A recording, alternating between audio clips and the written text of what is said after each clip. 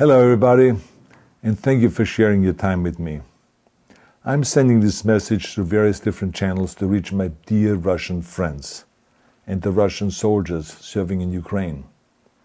I'm speaking to you today because there are things that are going on in the world that are being kept from you, terrible things that you should know about. But before I talk about the harsh realities, let me just tell you about the Russian who became my hero. In 1961, when I was 14 years old, a very good friend of mine invited me to come to Vienna and to watch the World Weightlifting Championships. I was in the audience when Yuri Petrovich Vlasov won the World Championship title, becoming the first human being to lift 200 kilograms over his head. And somehow a friend of mine got me backstage. All of a sudden there I was, a 14-year-old boy, standing in front of the strongest man in the world. I couldn't believe it. He reached out to shake my hand. I still had a boy's hand. He had this powerful man's hand that swallowed mine. But he was kind, and he smiled at me. I will never forget that day. Never. I went home and I put his photo above my bed to inspire me when I started lifting weights. My father told me to take down that picture and to find a German or an Austrian hero. He got really angry, and we argued back and forth. He didn't like Russians because of his experience in the Second World War. You see, he was injured at Leningrad, where the Nazi army that he was part of did vicious harm to the great city and to its brave people.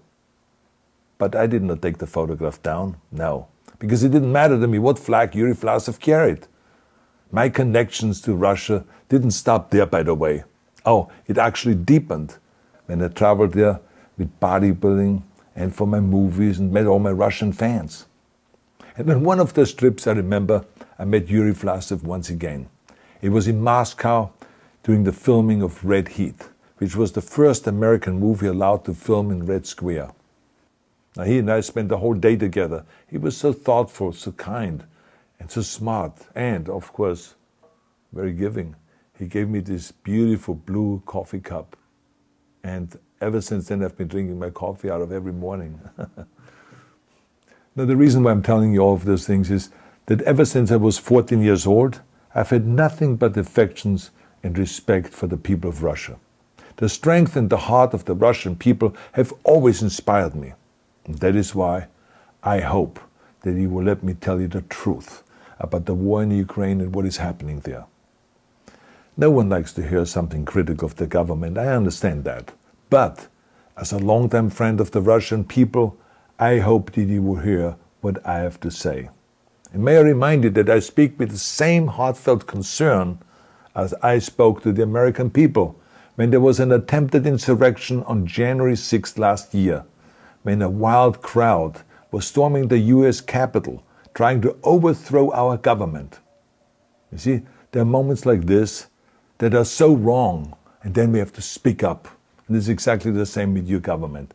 I know that your government has told you that this is a war to denazify Ukraine. Denazify Ukraine? This is not true. Ukraine is a country with a Jewish president, I might add, whose father's 3 brothers were all murdered by the Nazis. You see, Ukraine did not start this war. Neither did nationalists or Nazis. Those in power in the Kremlin started this war. This is not the Russian people's war. No. As a matter of fact, let me tell you, what you should know is that 141 nations at the UN voted that Russia was the aggressor and called for it to remove its troops immediately. Only 4 countries in the entire world voted with Russia. That is a fact. See, the world has turned against Russia because of its actions in Ukraine. Whole city blocks have been flattened by Russian artillery and bombs, including a children's hospital and a maternity hospital. 3 million Ukrainian refugees, mainly women, children, and elderly, fled their country, and many more are trying to seek to get out. It is a humanitarian crisis. Because of its brutality, Russia is now isolated from the society of nations. You're also not being told the truth about the consequences of this war on Russia itself. I regret to tell you that thousands of Russian soldiers that have been killed. They have been caught between Ukrainians fighting for their homeland and the Russian leadership fighting for conquest. Massive amounts of Russian equipment have been destroyed or abandoned. The destruction that Russian bombs are raining down upon innocent civilians has so outraged the world that the strongest global economic sanctions ever taken have been imposed on your country. Those who don't deserve it on both sides of the war will suffer. The Russian government has lied not only to the citizens, but to its soldiers. Some of the soldiers were told they were going to fight Nazis. Some were told that the Ukrainian people would greet them like heroes, and some were told that they were simply going on exercise. They didn't even know that they were going into war. And some were told that they were there to protect ethnic Russians in Ukraine. None of this is true.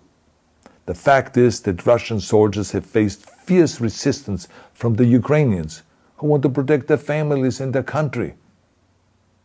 When I see babies being pulled out of ruins, I think that I'm watching a documentary about the horrors of the Second World War, not the news of the day. Now let me tell you, when my father arrived in Leningrad, he was all pumped up on the lies of his government. And when he left Leningrad, he was broken, physically and mentally. He lived the rest of his life in pain. Pain from a broken back, pain from the shrapnel that always reminded him of these terrible years, and pain from the guilt that he felt. To the Russian soldiers listening to this broadcast, you already know much of the truth that I've been speaking. You have seen it with your own eyes. I don't want you to be broken like my father. This is not the war to defend Russia that your grandfathers or your great-grandfathers fought. This is an illegal war. Your lives, your limbs, your futures are being sacrificed for a senseless war condemned by the entire world.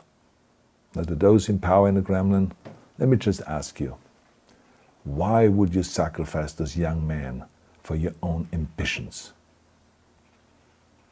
To the soldiers who are listening to this, remember that 11 million Russians have family connections to Ukraine. So every bullet you shoot a brother or a sister. Every bomb or every shell that falls is falling not on an enemy, but on a school, or a hospital, or a home. I know that the Russian people are not aware of such things are happening. So I urge the Russian people and the Russian soldiers in Ukraine to understand the propaganda and the disinformation that you are being told. I ask you to help me spread the truth. Let your fellow Russians know the human catastrophe that is happening in Ukraine. And to President Putin I say, you started this war. You are leading this war. You can stop this war.